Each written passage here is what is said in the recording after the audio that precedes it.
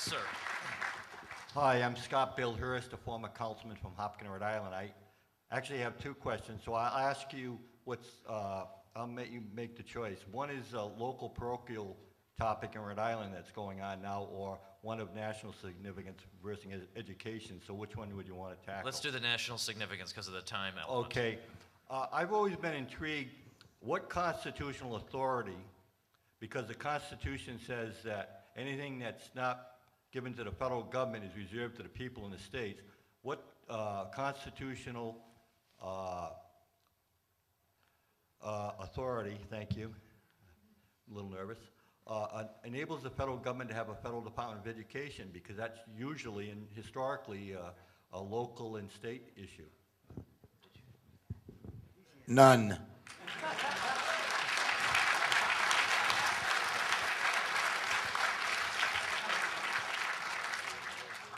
I agree. There's absolutely no authority for the federal government to be involved in education. Thank you. Okay, yes, sir, in the back. And incidentally, we're now just about hitting the 10 o'clock hour. With your permission, I think I'll keep you another 15 minutes. Okay? All right, yes, sir. Hi there. Thank you very much for speaking tonight. It's been a pleasure to hear you. I just want to ask you a question about foreign policy. Now, my understanding of the position you take is, given that we've invaded certain countries, we've destroyed many of their civil institutions, disbanded the army, that it's now that we now should leave the country even if the process of restoring order isn't complete. I have to ask, how is that moral, how is that just, and how is that consistent with a love of liberty? Well, I think it's an interesting question, and some libertarians take the position that we have a moral obligation to rebuild it. I don't take that position, because it seems to me like the victimization continues. If one generation destroyed a country and we finally decide to leave, and you say, well, we owe them so much and we must rebuild them, then we have to go to the next generation and tax them to go over there and rebuild it. So if you could tax or extract the funds from the individuals who did the destruction, if you can go to the Dick Cheneys and the rest of them and get their money and go over and do it, then I would do it.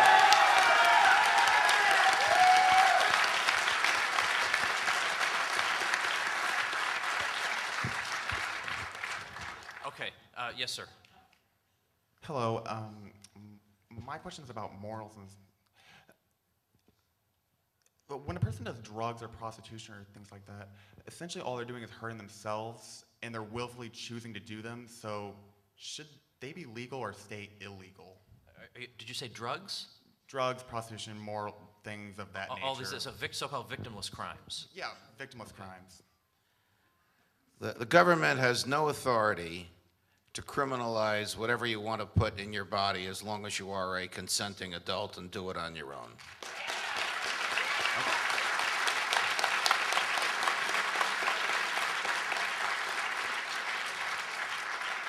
And the government has no authority to disrupt a voluntary union between two or more people merely because some gratuity or cash is exchanged between them. It's simply none of the government's business.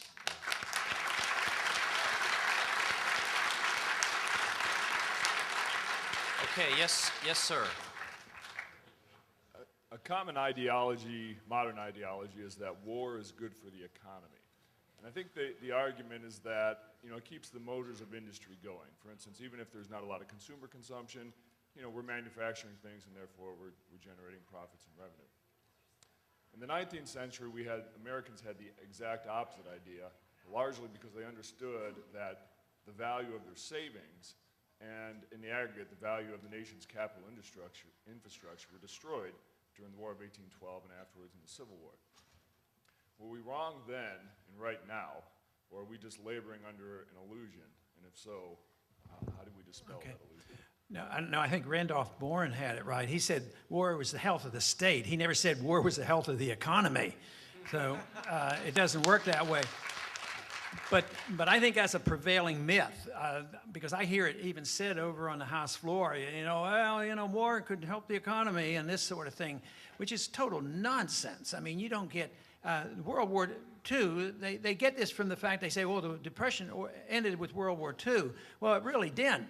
Unemployment might have ended because we took up a couple million people, send them overseas and get shot at and killed. but the Depression didn't end until after World War II. So yes, some people, a narrow group of people, the war profiteers, they may make some money, and maybe some high-paid union workers might make some money, but at the same sense, overall, a country can't be richer by putting money into a tank and having the tank blown up. The country can't be richer. But you know what? The GDP goes up. You know, and that's what happened. If we buy all this equipment and send it overseas, they say, oh yeah, we just built these 500 trucks, and they're all going to get blown up or worn out in a year. And they put that into the GDP, and then they wonder, oh, lately you've seen some of the numbers looking better? When I say government spending, it has nothing to do real with economic growth, but it is something that's very important that has to be refuted, that war is good for the economy. It's a disaster for the economy, it's a disaster for our liberties, and it's a disaster for life as well. Great. Thank you guys for being here. My name is Ryan. I'm from New York City, Socialist Congressman Anthony Weiner's district. And a lot of times you have a problem with people my age and people from New York especially, where liberty is not worth fighting for them, where it's not important for them, and freedom is actually not what's most important, and we need the government. What's the best way for people like me who are in college to make a substantial argument to change their mind or open their mind to thinking that liberty and freedom are more important than the government?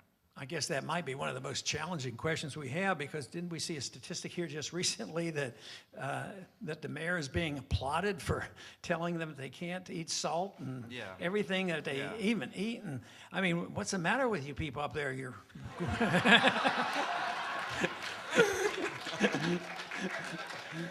well, I don't know. Evidently, you know, it's going to be tough. But once again, it's. It may come when the whole thing falls apart and people have to be on their own and assume responsibility for themselves, or it's going to be an educational thing where people have respect. But most of the time, somewhere along the way, they will have a desire for personal freedom. It may be, say, in personal sexual matters, or the drug thing. And then they'll say, oh yeah, that's we want freedom. But when it comes to an economic matter, oh no, we don't need freedom because we need the government to freely take money from them and give it to me, you know, that sort of thing.